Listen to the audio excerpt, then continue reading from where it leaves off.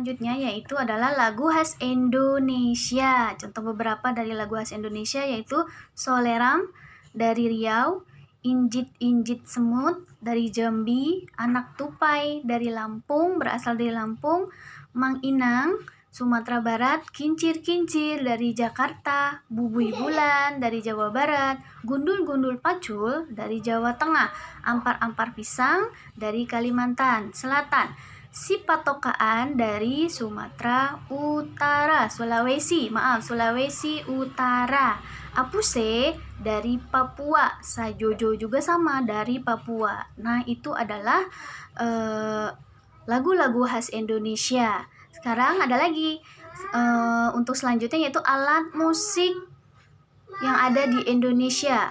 Angklung berasal dari Jawa Barat, arumba berasal dari Jawa Barat, flowit berasal dari Maluku, gamelan Bali berasal dari Bali, gamelan Jawa berasal dari Jawa Tengah, duridana berasal dari Nias. Itu adalah beberapa contoh dari alat musik khas Indonesia.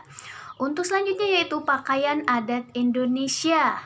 Uleng balang dari Aceh, ulos dari Sumatera Utara, bundo kanduang dari Sumatera Barat, aisan gede dari Sumatera Selatan, faksian dari Belitung, kebaya Sunda berasal dari Jawa Barat. Nah, itu adalah beberapa contoh saja dari beberapa pakaian adat khas Indonesia.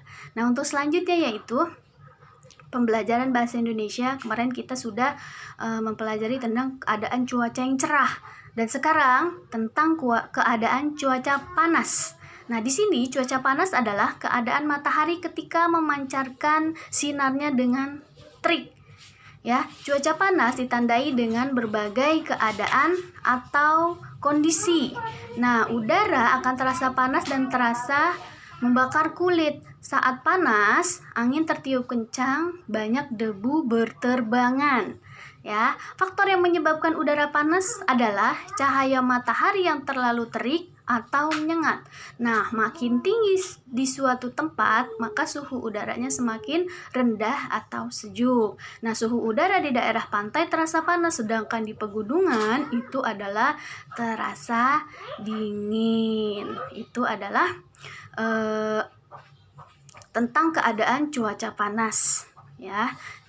Selanjutnya yaitu adalah cuaca hujan.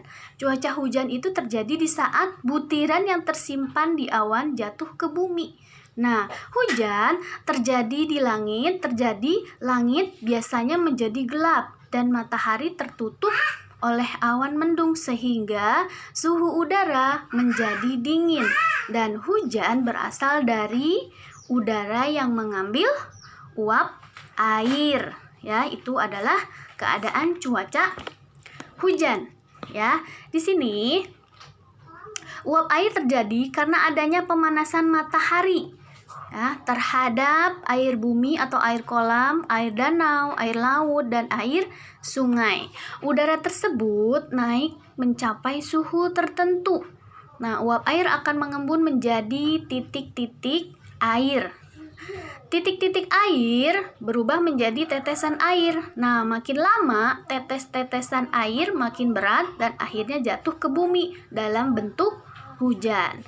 Nah, hujan yang turun dengan deras kadang-kadang disertai dengan badai atau angin kencang, disertai guntur dan kilat.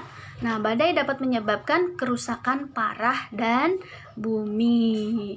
Nah, untuk pembelajaran keadaan cuaca, nanti keadaan cuaca panas, nanti kamu bisa mengambil kesimpulan dari bacaan tentang keadaan cuaca panas. Nah, kesimpulan itu apa sih? Kesimpulan adalah suatu proposisi atau kalimat yang disampaikan yang diambil dari beberapa ide pemikiran dengan aturan yang berlaku. Dengan kata lain, kesimpulan adalah hasil dari suatu pembicaraan atau intisari sebuah bacaan.